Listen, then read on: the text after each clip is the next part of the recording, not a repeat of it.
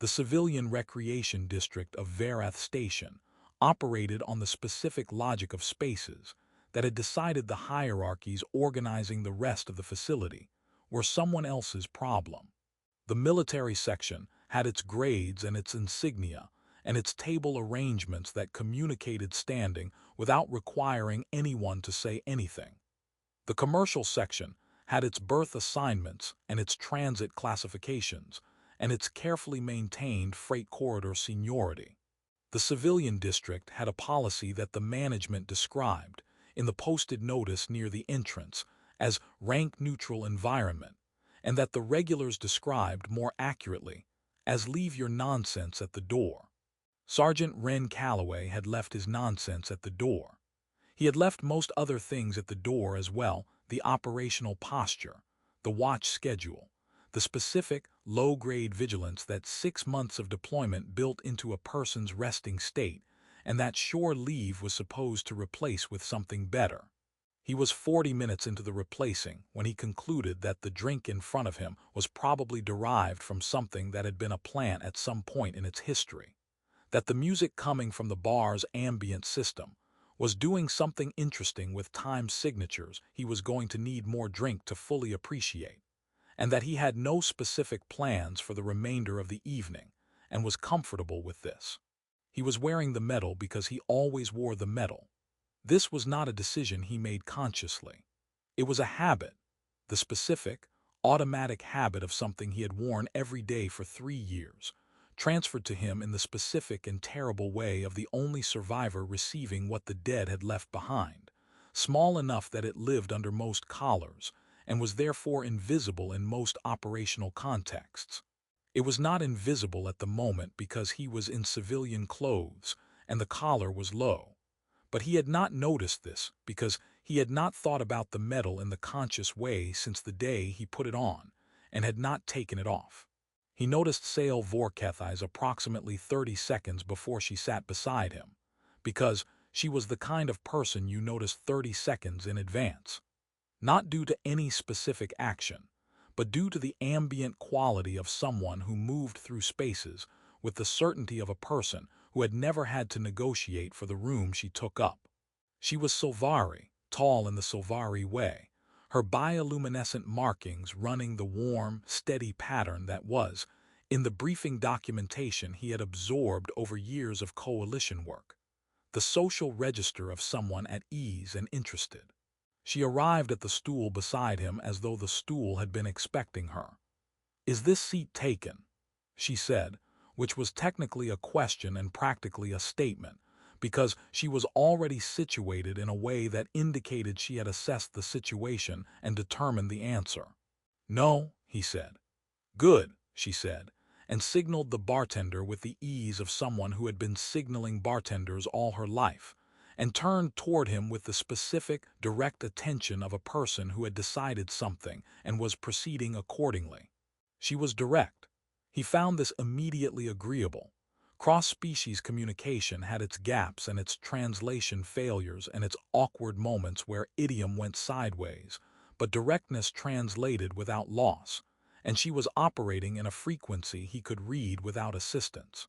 She touched his arm when she made a point, not accidentally, not tentatively, but with the easy territorial certainty of someone for whom touch was a natural accompaniment to emphasis, and who had not encountered objection to it in enough instances to consider it worth moderating.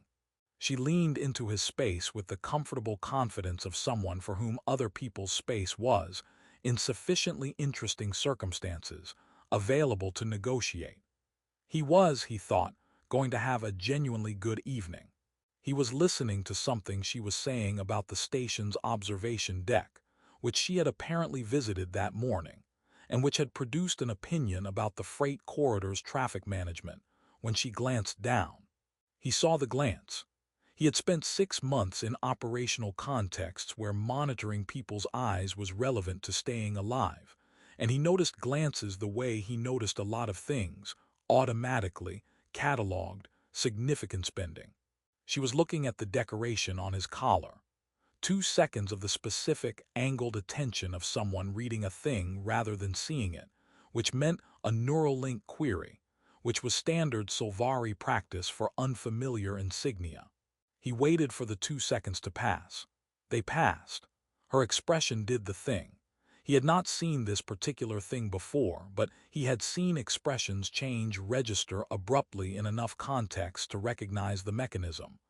The shift from one mode into another, moving through the intermediate territory of recognition. What arrived on her face after the recognition was not a simple thing. It was layered, in the way of someone receiving multiple pieces of information simultaneously and trying to find a single expression that was honest about all of them. She looked at him, he looked at her. "You have a question," he said. "Several," she said. Her voice had changed register. Not cold, she was not a cold person, and the register she had shifted to was not the register of cold.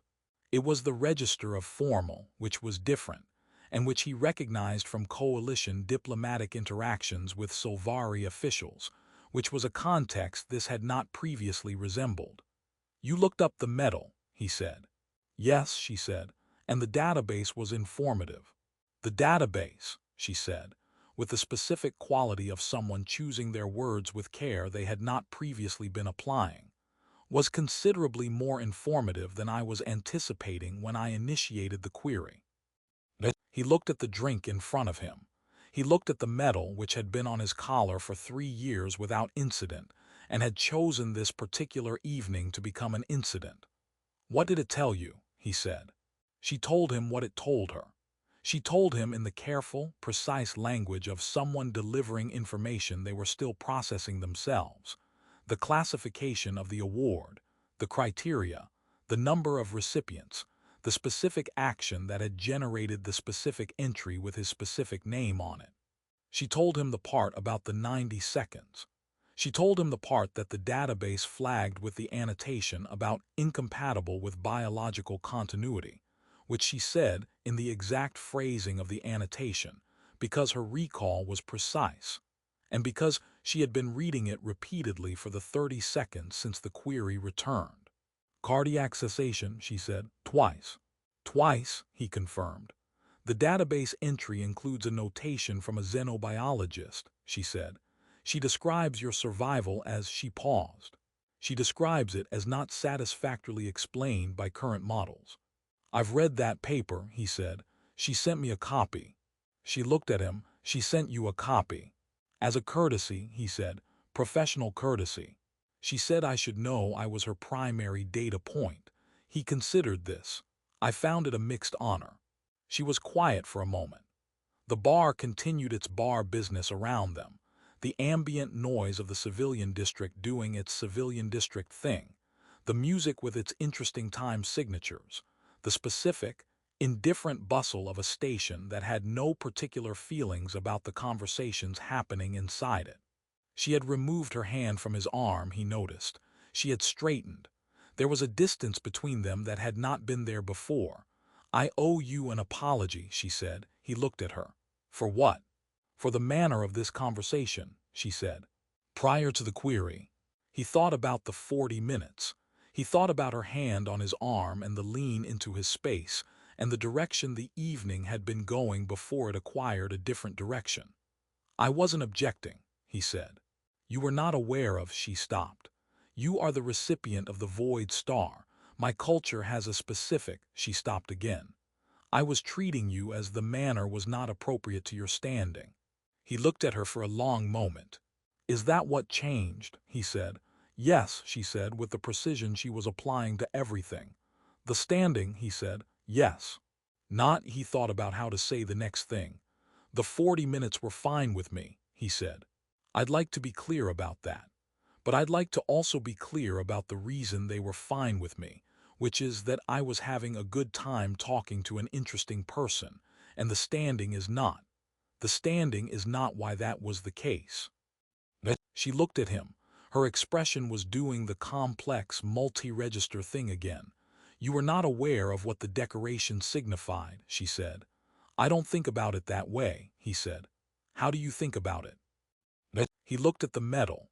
He had not looked at it with full attention in a long time. It had been 3 years of wearing it and not looking at it, because looking at it was not the relationship he had with it. It belonged to someone, he said. My squad leader. She earned it at a different engagement 7 years before mine.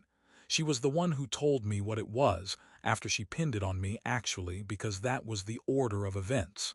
He paused. She transferred it to me before the mission that killed her. Not because she knew she was going to die, she didn't. But because she said the medal went to whoever needed it next, and she thought I was going to need it. She did not survive, Sale said. It was not a question. No, he said. None of them did. I was the only one. He looked at the drink. I've been wearing it since because I don't know the right place to put it down. It's not mine exactly. But it's not, there's no one else. She was quiet. The quiet was different from the formal register quiet. It had a different quality, the quality of someone who has been processing a series of things and has arrived at a different position than the one they held 90 seconds ago. The action the database describes, she said. 90 seconds, what was it like? He looked at her. Nobody asked that. They asked about the medal or they asked about the action in the way of people asking about an event, the what and the when and the outcome. She was asking what it was like, which was a different question, and she was asking it in the direct way she asked everything, which was not the formal register and was not the 40 minutes earlier register but something else, something that had the quality of genuine. It was very loud, he said. An antimatter containment breach is loud in a way that goes past sound into something else, and it was, he thought about it in the honest way. Time does something, under those conditions. It doesn't slow down the way people say it does. It gets very specific, very granular. Each second is completely itself. You were aware of each second. Each second and what needed to happen in it, he said. The evacuation had a timeline. I had a timeline. The question was whether they overlapped by enough. He paused. They did. By how much? 11 seconds, he said. The last evacuation confirmation came through 11 seconds before the breach went critical. She looked at him in the way she had been looking at him since the database returned. The complex, multi-register attention of someone trying to find a single framework for multiple simultaneous things, and not quite getting there. 11 seconds, she said. 11 seconds, he confirmed. You were aware of the margin. I was counting, he said. She was quiet for a long moment. The bar was still being the bar. The time signatures were still doing their interesting thing.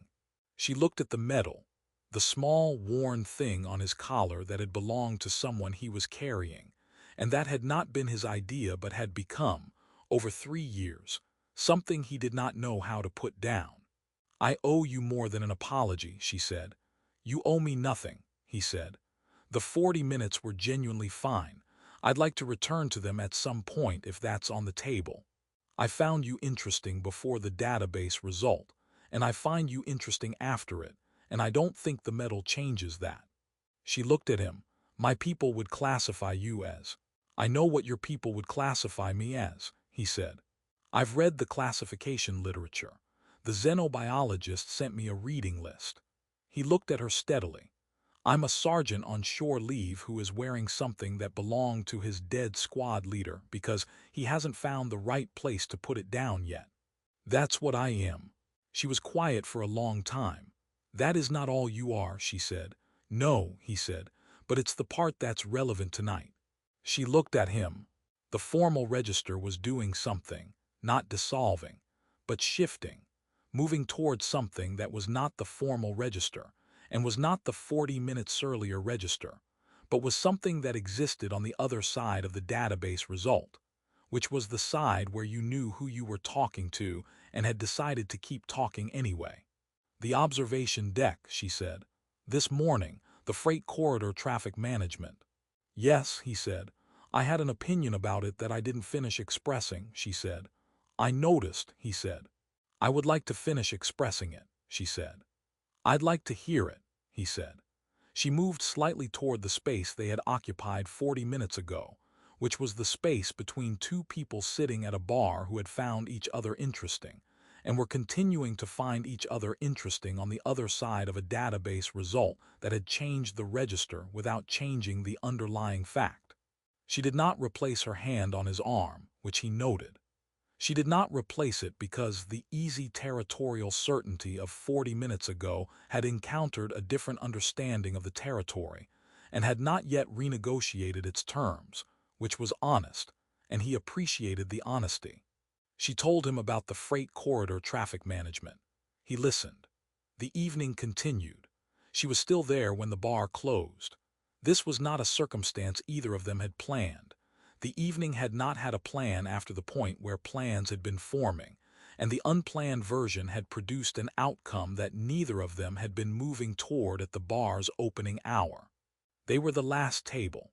The bartender, who had the specific patience of someone who had been closing a bar for 20 years and had long since stopped finding late tables unusual, was doing the closing work at the end of the bar and leaving them to the last of their drinks. The paper, she said, the xenobiologist, what did she conclude? Her conclusion was that human physiological limits are not fixed in the way comparative biology assumes, he said. That there's a category of human response to existential threat that operates outside the parameters the model accounts for. She called it, he thought about it. She called it imperative override. The idea that sufficiently high stakes can access physiological reserves that normal conditions can't reach. She was describing your specific case. She was describing a pattern she'd identified across several cases, he said. Mine was the most recent and the most documented. I had a medical team on site. He looked at the drink.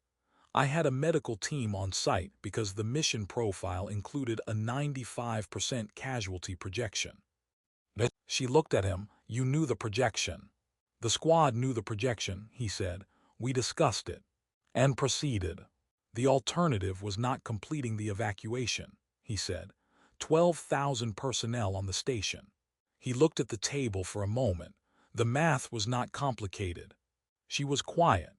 She had been quiet at intervals throughout the evening, specific, considered silences, not the absence of things to say, but the presence of things being processed. He had come to recognize the quality of them. The squad leader, she said, who gave you the medal, what was she like? He was quiet for a moment. Thorough, he said. She read everything. Every regulation, every case study, every field manual appendix. She had the specific quality of someone who prepared for every contingency, including the ones you couldn't prepare for, because she thought that if you prepared for everything else, you'd have more capacity for the impossible contingencies when they arrived. He paused. She was right about that. She prepared you for the impossible contingency. She prepared me for everything else, he said. The impossible contingency was, he stopped, started again. She couldn't have known what I was going to need. She gave me the medal because she said the medal went to whoever needed it next. I think she meant it as a practical object, a reminder, a way of saying, you are the kind of person who does the thing when the thing needs doing. He looked at the medal. I think she would have found the xenobiology paper interesting. She sounds thorough enough to have read it, Sale said. She would have had opinions about the methodology, he said. Something happened in her expression, brief, specific, not quite a smile, but in the territory adjacent to it. You miss her, she said. Not a question. Yes, he said. All of them, but her particularly because he thought about how to say it. Because she would have known what to do with what came after, the survival and the medal and the classification literature. She would have read everything and had opinions, and she would have told me specifically what to do with it. He paused. I've been working that out without her. And have you, Sale said, worked it out? I'm working on it, he said. She looked at him with the full, direct attention that had been consistent across the evening. The attention that was, he had come to understand, simply how she looked at things she was taking seriously, without the management of impression that less direct people applied. The database result had changed the register of the attention without changing the quality of it, which he had noticed and which he was still thinking about. I will be on the station through tomorrow, she said. Shore leave through the end of the week, he said. Tomorrow, she said, with the directness that was her default register.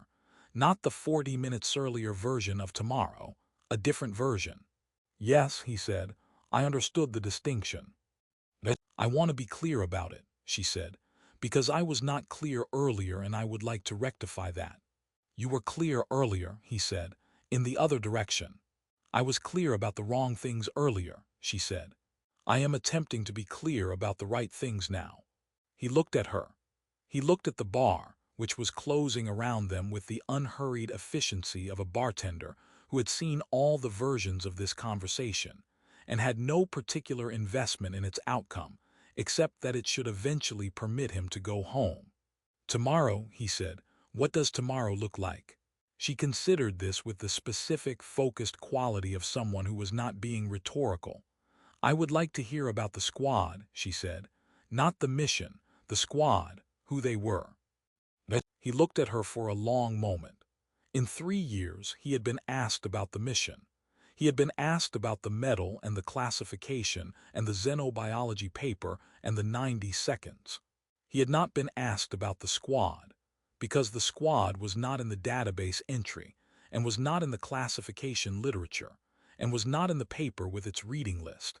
And people who wanted to know about the Void Star were interested in the Void Star rather than the people who had made it necessary. Yes, he said, I'd like that. The observation deck at Verath Station faced the freight corridor that the morning's traffic management conversation had been about, and the traffic management was doing something.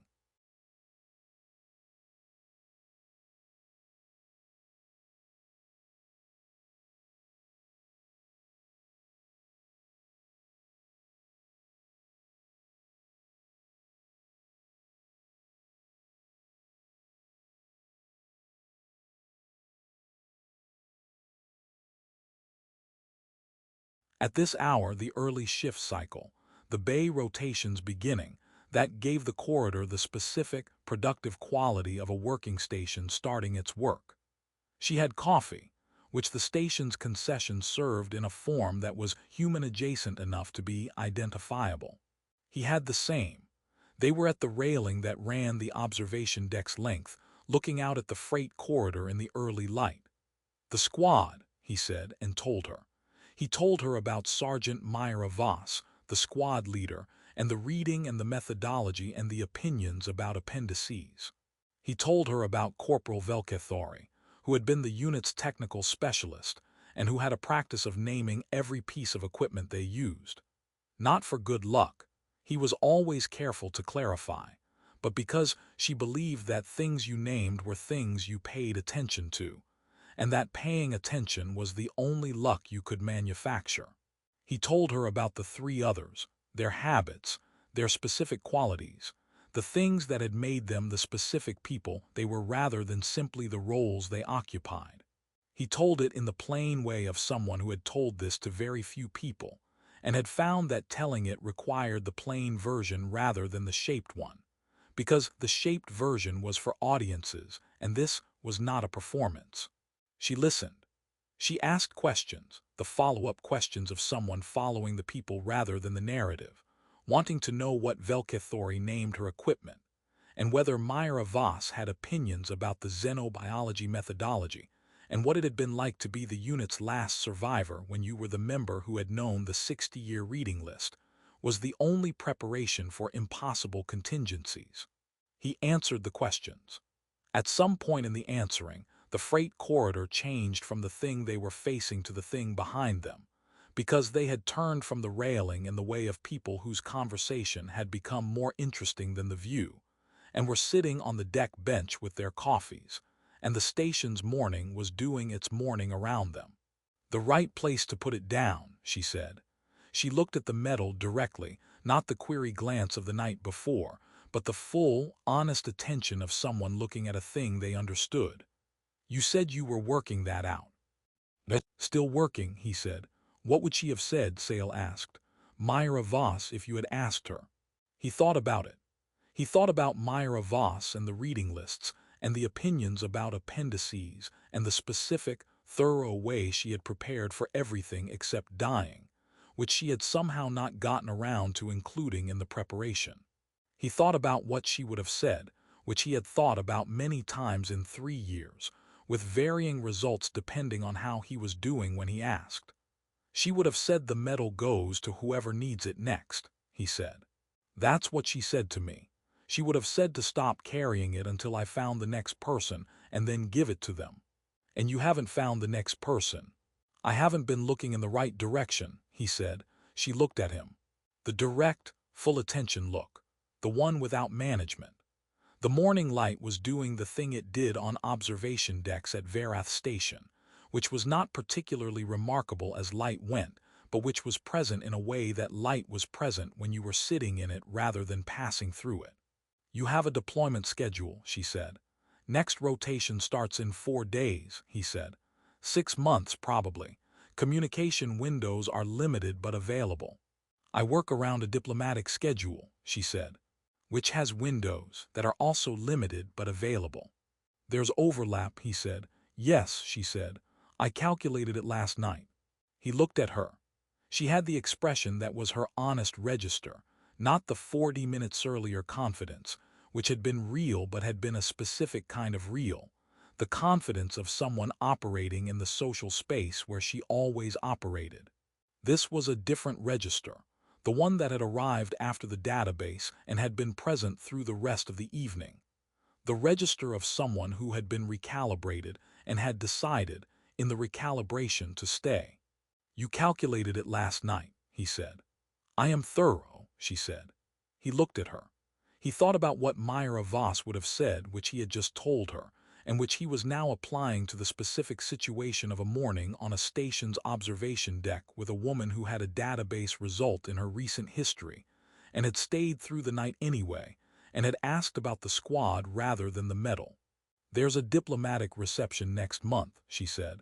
Verath Station. I will be attending in an official capacity, if your rotation allows a transit stop. My routing goes through Verath, he said. Mid-rotation resupply. Mid-rotation resupply, she said, which requires a stop. A brief one, he said.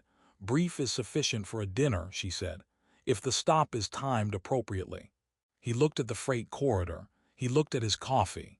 He looked at the medal, which was small and worn and had been on his collar for 3 years, and which had belonged to someone who had told him it went to whoever needed it next. I'll see what I can do about the timing, he said.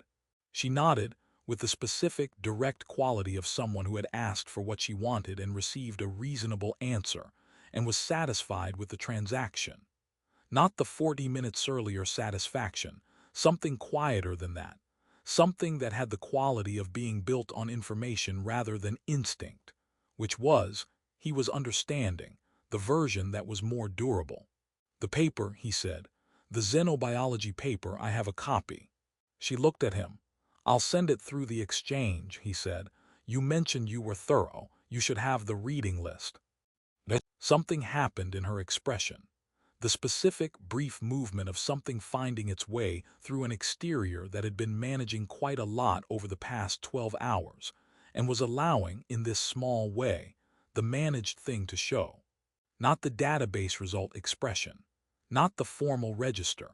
The thing that existed on the other side of both of those, which was smaller and more specific, and which he was, across a morning on an observation deck, becoming familiar with. I would like the reading list, she said. The xenobiologist has opinions, he warned. She will have further opinions once she knows I sent it to someone.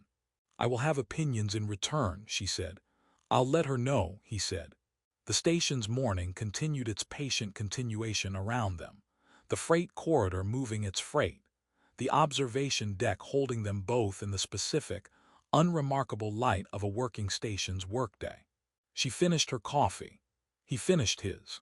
They sat for a while in the kind of quiet that did not need to be filled, which was, he had learned to recognize across 3 years of carrying something he did not know where to put down, the specific quality of a quiet that was not empty. The diplomatic reception, she said. Mid-rotation, I will send you the dates. I'll work around them, he said. She looked at him one more time, the full, direct attention, the version without management, and then stood. And he stood, and they walked back through the observation deck toward the station's corridors in the